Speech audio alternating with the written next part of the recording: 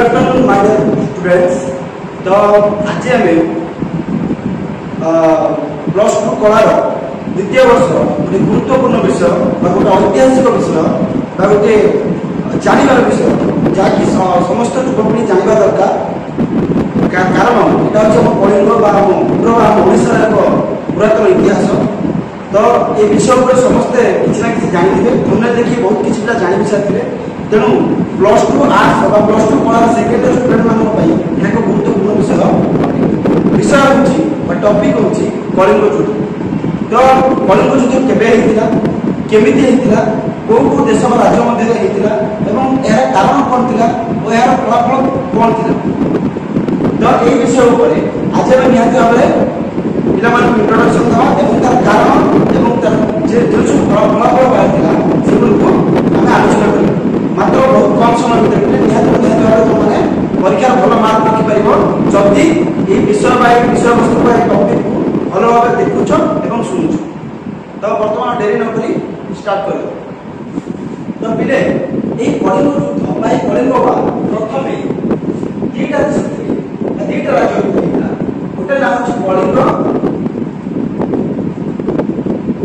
आ गोटे हूँ मगध गोटे हूँ कलिंग आ मगध ये दुईटा भर जो बार होता जो युद्ध होता कलिंग युद्ध मेंशन मगधर से शासक थे पिले अशोक अशोक नामक जन शासक जे मौर्य साम्राज्य जन शासक थे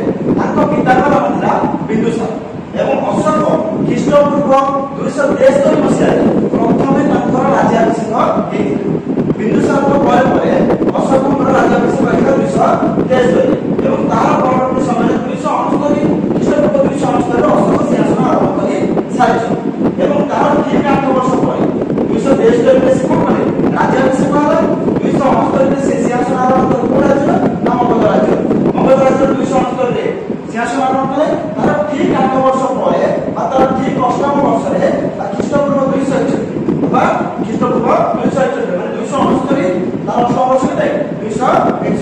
261 रे प्रथमे कौन करथे से कलिंग को आक्रमण करथे के ना अशोक मगध राज्य जने शासक ताक से जे कि मौर्य साम्राज्य जने शासक थे जे कि तापर नाम था अशोक से मगध राज्य शासन करथे एवं से 273 ख्रीष्टाब्द निजर राज्याभिषेक होता है 269 ख्रीष्टाब्द से सिंहासन आरंभ करते तार ठीक 8 वर्ष पर 8म वर्ष रे ख्रीष्टपूर्व 261 रे कलिंग को आक्रमण करते जहाँ कि कलिंग युद्ध नाम रे नामित। एबे पिले ए कलिंग युद्ध प्रथम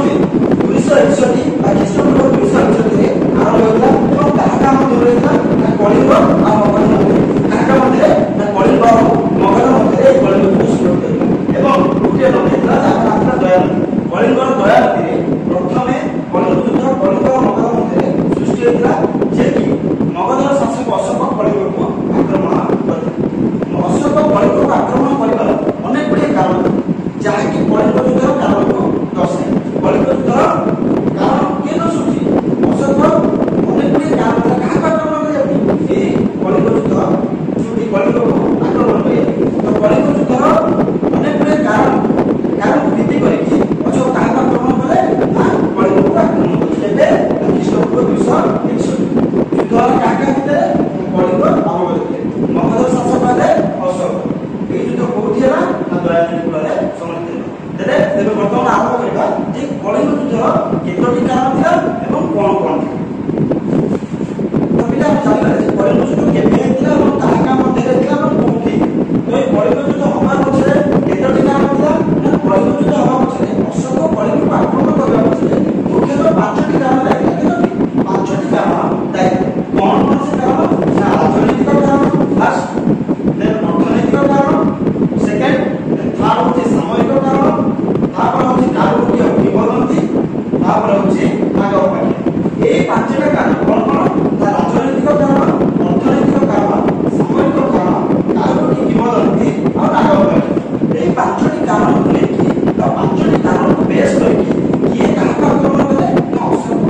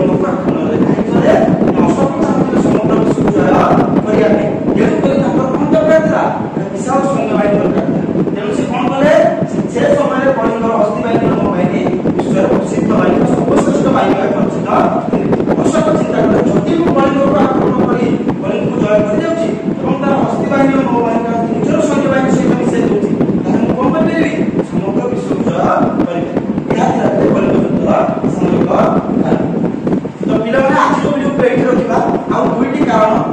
କାରୁକ୍ୟ କିମ୍ବଦନ୍ତୀ ନାଗ ଅପେକ୍ଷା ଏବଂ କଳିଙ୍ଗ ଯୁଦ୍ଧର ଯାହା ଫଳାଫଳ ଥିଲା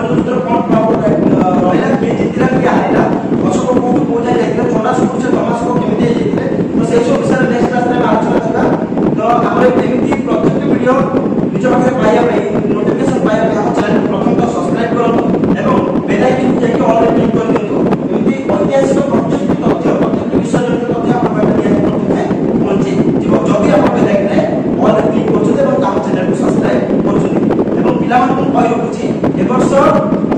तमे निजको जेमिति प्रिपेयर करबो जेमिति